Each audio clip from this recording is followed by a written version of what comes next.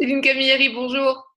Bonjour. Je suis très heureuse d'être avec toi aujourd'hui. Tu es la présidente et fondatrice de l'association Grossesse Santé contre la prééclampsie.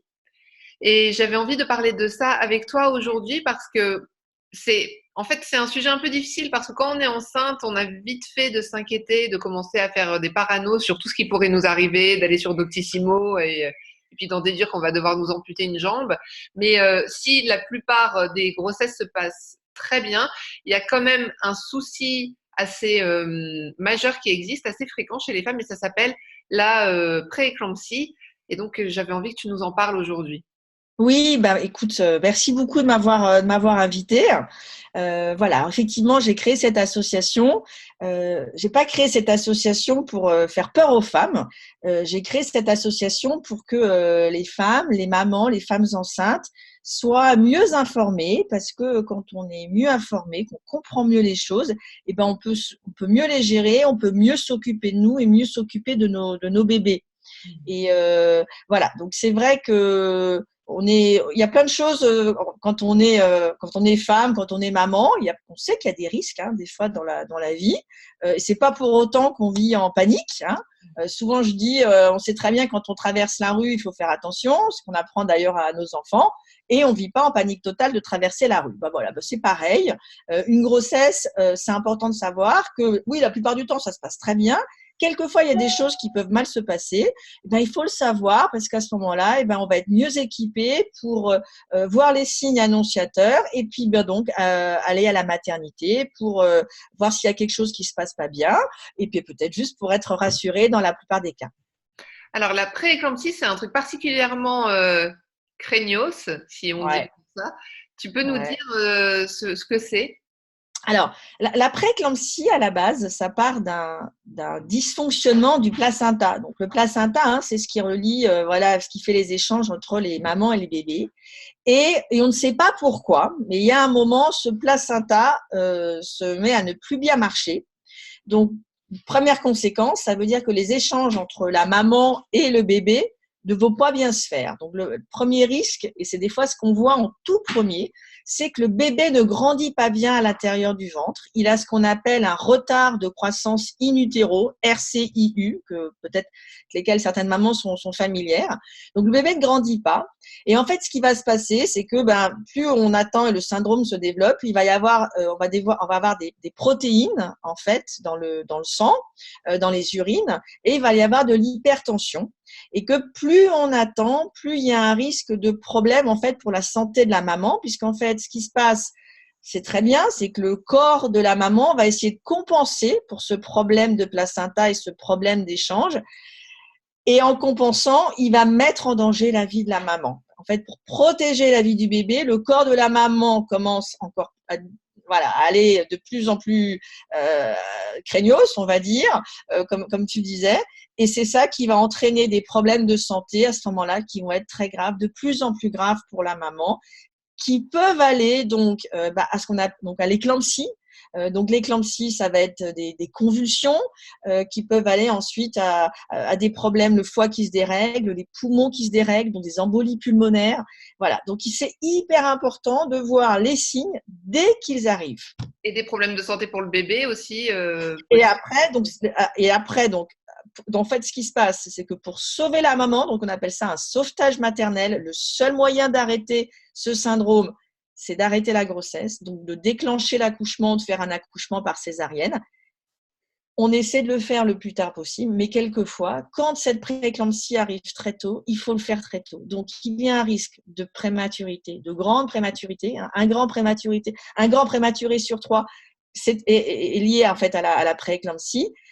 Donc, là, avec les problèmes de la grande prématurité, les problèmes liés au retard de croissance, donc vous avez des bébés très petits, très fragiles qui naissent. Voilà. Ça peut être aussi des bébés qui ont pu, hélas, je suis désolée d'en parler, mourir dans le ventre de la maman, puisque en fait les échanges ne se faisaient tellement pas que le bébé ne peut plus vivre à l'intérieur de la maman, ce qui est très très triste.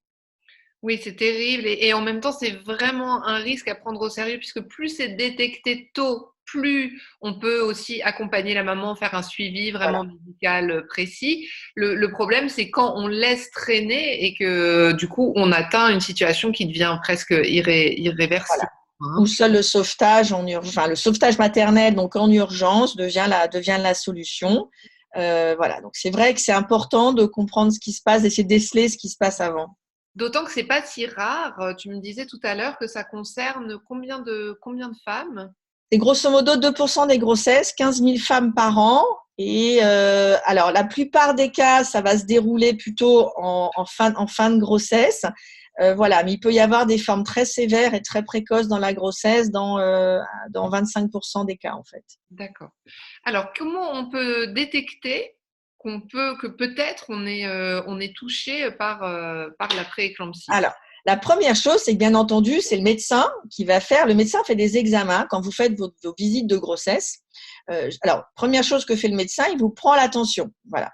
Donc, voilà, il va vérifier que votre tension n'est pas trop haute. Donc, c'est 12,8 en fait la tension normale. Donc, premièrement. Et deuxièmement, il va vous faire normalement une bandelette urinaire qui va justement mesurer votre taux de protéines dans les urines. Donc, voilà. Alors après, ce qui se passe, c'est que certaines on voit notre médecin tous les mois, voire un petit peu plus quand la grossesse est censée bien se passer. Donc, il y a d'autres choses qui peuvent nous alerter qu'il y a peut-être un petit problème. La première chose, c'est que vous allez commencer à gonfler, donc à avoir ce qu'on appelle des œdèmes. Alors, je parle pas trop des œdèmes qui sont liés à la chaleur, voilà, qui arrivent surtout pendant l'été et qui arrivent aux jambes. Ce qui est en particulier embêtant, c'est les œdèmes qui arrivent sur les membres supérieurs, donc sur les poignets, sur les bras et sur le visage. Donc voilà, moi je vais parler de mon cas. C'est vrai qu'il y a eu un moment, je me réveillais tous les matins, j'avais des yeux de pigeon, quoi. Alors ça partait, mais voilà, ça, c'est typiquement, ça veut dire que il y a un dysfonctionnement en fait rénal important. Vous faites sans doute moins pipi, donc vous faites de la rétention d'eau, ce qui vous fait gonfler. L'autre chose qui va avec ça, c'est que vous vous mettez à prendre du poids de manière très importante. Donc c'est plus d'1 kilo par semaine. Il faut s'en inquiéter, il faut en parler au médecin. Voilà, parce qu'on est vraiment au-delà de la prise de poids normale, même si vous êtes mince, etc. Plus d'un kilo par semaine, il faut en parler à son médecin. Vous allez ensuite vous pouvez avoir des mouches devant les yeux ou une grande sensibilité à la lumière. Ça peut être aussi un indicateur de quelque chose qui se passe pas bien. Des maux de tête qui ne partent pas, donc pas les maux de tête que vous pouvez faire partir avec du Doliprane comme d'habitude, qui sont qui continuent. Vous allez avoir aussi un truc qui peut vous inquiéter, c'est d'avoir des douleurs dans le ventre, voire on peut avoir l'impression que c'est dans le dos, parce que ça diffuse en fait à l'arrière, dans l'arrière du corps, dans le dos.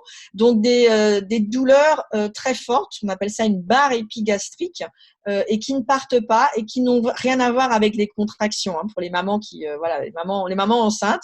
Les douleurs des contractions, c'est quelque chose de très particulier. Ça part, enfin ça vient et ça repart. Alors que là, c'est vraiment une douleur très très diffuse.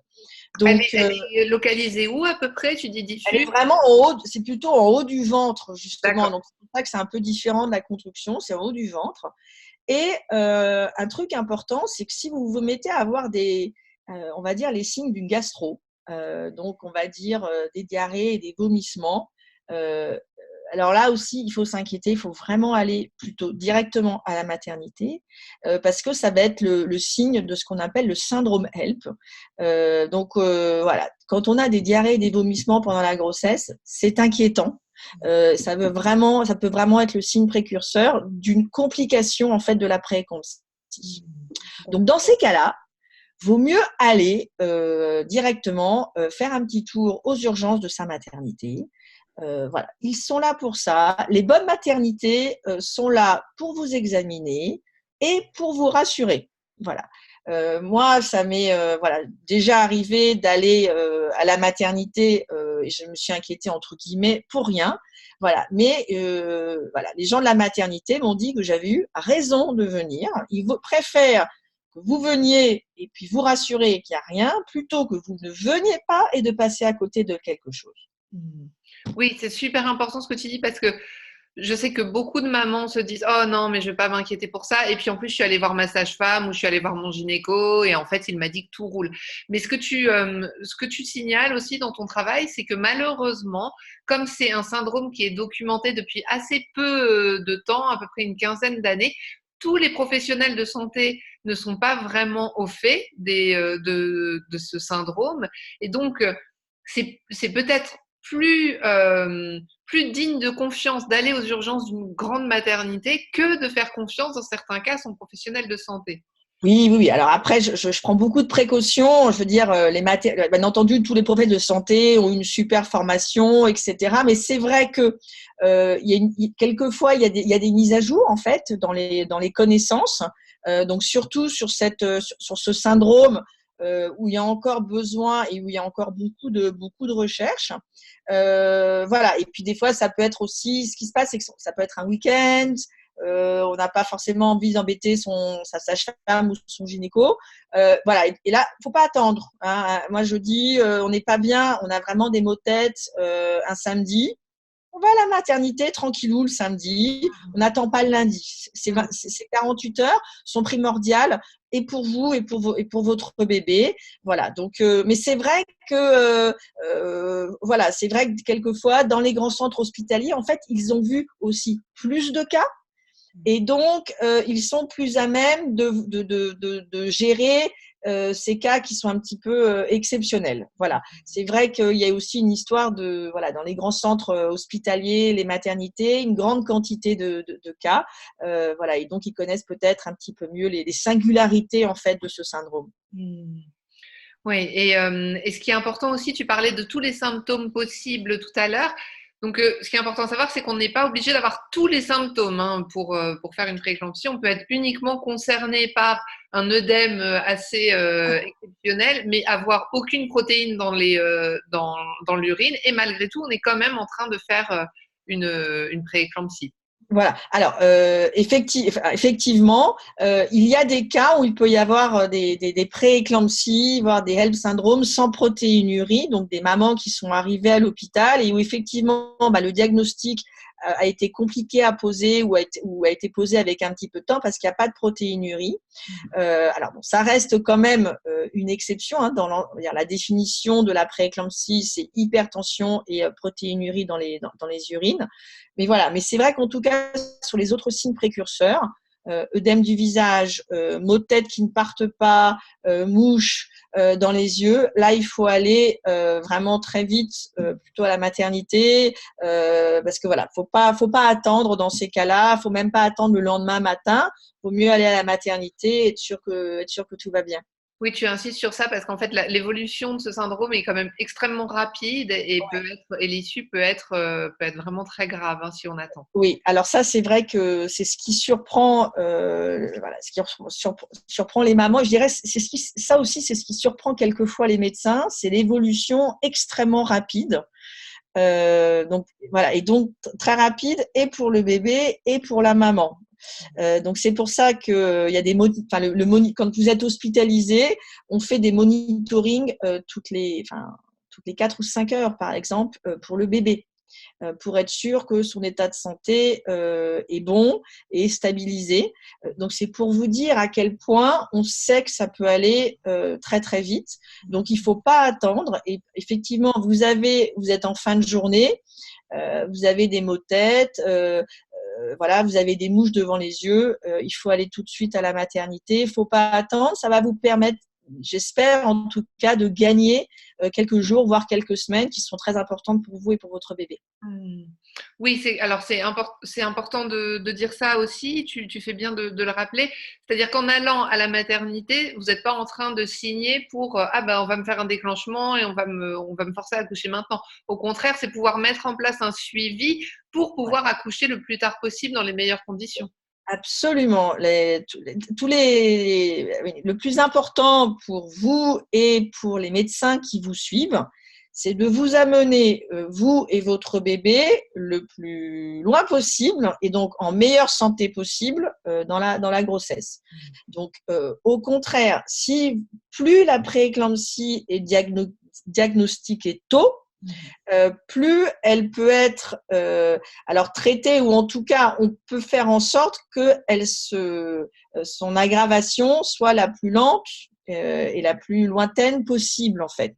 Donc voilà, il y a des traitements hypotenseurs qui peuvent être donnés. Donc voilà, l'équipe médicale va faire en sorte d'amener votre bébé et vous aussi, voilà, le plus loin possible.